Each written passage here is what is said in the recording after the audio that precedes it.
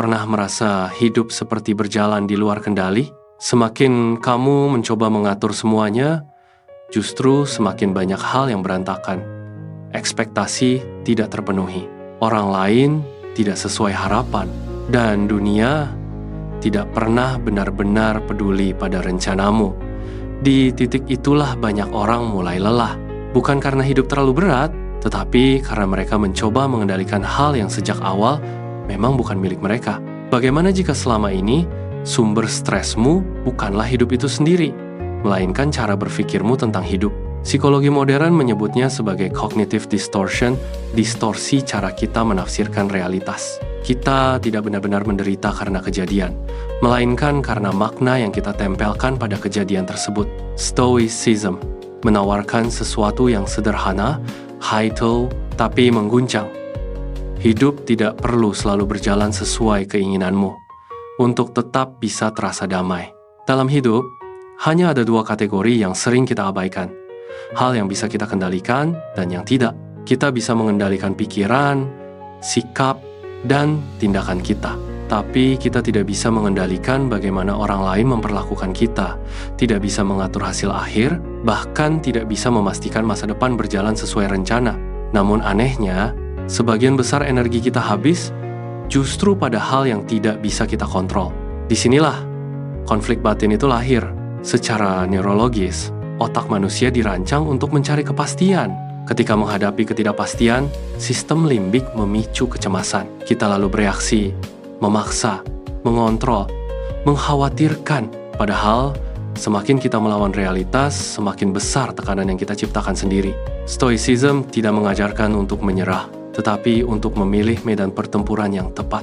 Dalam banyak tradisi, termasuk nilai-nilai spiritual, ketenangan bukan datang dari dunia yang berubah, melainkan dari hati yang stabil.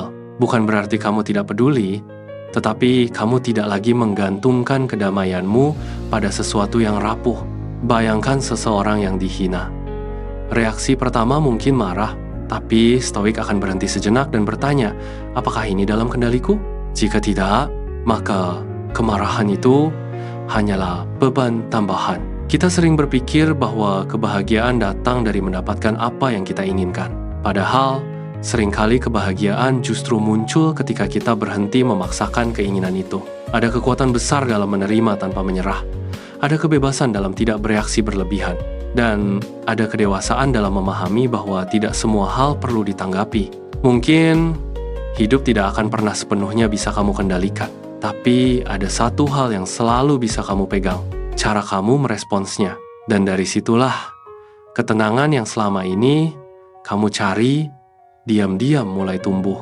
Tapi pertanyaannya sekarang, kalau bukan dunia yang harus berubah, apakah kamu siap untuk mengubah cara berpikirmu? Kalau kamu jujur pada dirimu sendiri, banyak hal yang selama ini kamu sebut masalah sebenarnya bukan masalah itu sendiri, melainkan penolakanmu terhadap kenyataan. Kita ingin hidup berjalan sesuai skenario di kepala. Kita ingin orang lain bersikap sesuai harapan. Kita ingin hasil sesuai usaha.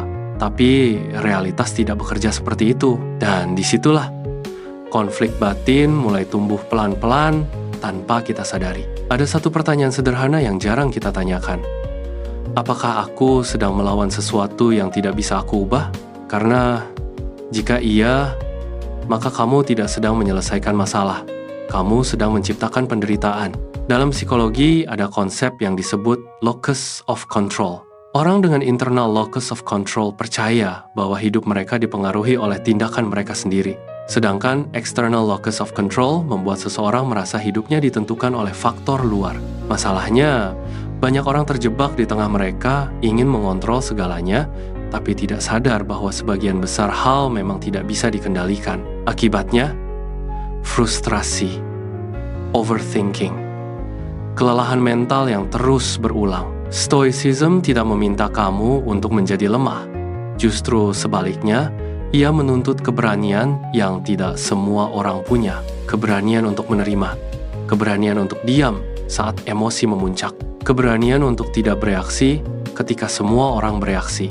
Karena tidak semua hal perlu dibalas, tidak semua perasaan harus diikuti, dan tidak semua pikiran layak dipercaya. Bayangkan ini. Saat seseorang meremehkanmu, ada dua kemungkinan. Kamu tersinggung, lalu membuktikan mereka benar bahwa emosimu mudah dikendalikan, atau kamu tetap tenang dan menyadari bahwa nilai dirimu tidak pernah ditentukan oleh opini mereka. Di titik itu, kamu tidak hanya mengendalikan emosi, kamu sedang mengambil kembali kendali atas hidupmu. Kedamaian bukan tentang dunia yang menjadi lebih mudah, tapi tentang dirimu yang menjadi lebih stabil. Karena dunia akan tetap berubah, orang akan tetap mengecewakan, rencana akan tetap meleset. Tapi jika kamu tidak lagi bergantung pada itu semua, apa yang sebenarnya bisa mengguncangmu? Mungkin selama ini kamu tidak benar-benar lelah karena hidup yang berat, tapi karena kamu terus melawan arus yang tidak bisa dihentikan. Dan jika kamu mulai berhenti melawan, bukan berarti kamu kalah. Bisa jadi itu adalah pertama kalinya kamu benar-benar menang. Tapi ada satu hal yang lebih sulit dari menerima kenyataan, yaitu melatih diri untuk tetap tenang di tengah situasi yang memancing emosi. Dan disitulah ujian sebenarnya dimulai. Ujian terbesar dalam hidup bukan saat semuanya berjalan salah, tapi saat kamu tahu apa yang benar dan tetap sulit melakukannya. Kita semua tahu bahwa marah berlebihan itu merugikan. Kita tahu overthinking hanya melelahkan. Kita tahu tidak semua hal perlu ditanggapi, tapi anehnya kita tetap melakukannya. Kenapa? Karena memahami sesuatu tidak otomatis membuat kita mampu menjalaninya. Otak manusia bekerja bukan hanya berdasarkan logika, tetapi juga kebiasaan dan pola lama yang tertanam kuat. Setiap kali kamu bereaksi berlebihan, itu bukan sekadar pilihan sadar, itu adalah respon otomatis yang sudah dilatih berulang kali. Dalam ilmu saraf, ini disebut sebagai neural pathway. Semakin sering kamu bereaksi dengan cara tertentu, semakin kuat jalur itu terbentuk. Artinya, ketenangan bukan sesuatu yang dimiliki, ia adalah sesuatu yang dilatih. Stoicism tidak berhenti di pemahaman. Ia menuntut latihan yang konsisten, sederhana, tapi tidak mudah. Mulai dari hal kecil, berhenti sejenak sebelum merespons. Tarik napas, lalu tanyakan, apakah ini layak mengganggu pikiranku? Jika jawabannya tidak, maka lepaskan. Latihan lain yang jarang disadari, membayangkan kemungkinan terburuk. Bukan untuk menjadi pesimis, tetapi untuk melatih mental agar tidak terkejut oleh realitas. Ketika kamu sudah berdamai dengan kemungkinan buruk, kamu tidak lagi mudah goyah saat itu benar-benar terjadi. Sebagian besar penderitaan datang bukan dari kejadian besar, tetapi dari hal-hal kecil yang kita biarkan menumpuk. Komentar orang, harapan yang tidak terpenuhi, hal-hal sepele yang kita bawa terus di dalam pikiran. Dan tanpa sadar, kita menjadi lelah oleh sesuatu yang sebenarnya bisa dilepaskan. Bayangkan jika setiap hari, kamu sedikit demi sedikit belajar untuk tidak bereaksi berlebihan. Bukan menjadi dingin, tapi menjadi stabil. Bukan tidak peduli, tapi tidak mudah terguncang. Pada akhirnya, hidup tidak menuntutmu untuk sempurna. Ia hanya menuntutmu untuk sadar kapan harus bertahan dan kapan harus melepaskan. Dan mungkin kunci dari ketenangan bukanlah mengontrol dunia, tapi melatih dirimu agar tidak lagi dikendalikan olehnya. Namun, ada satu lapisan yang lebih dalam dari semua ini. Sesuatu yang bahkan Stoik sendiri latih setiap hari.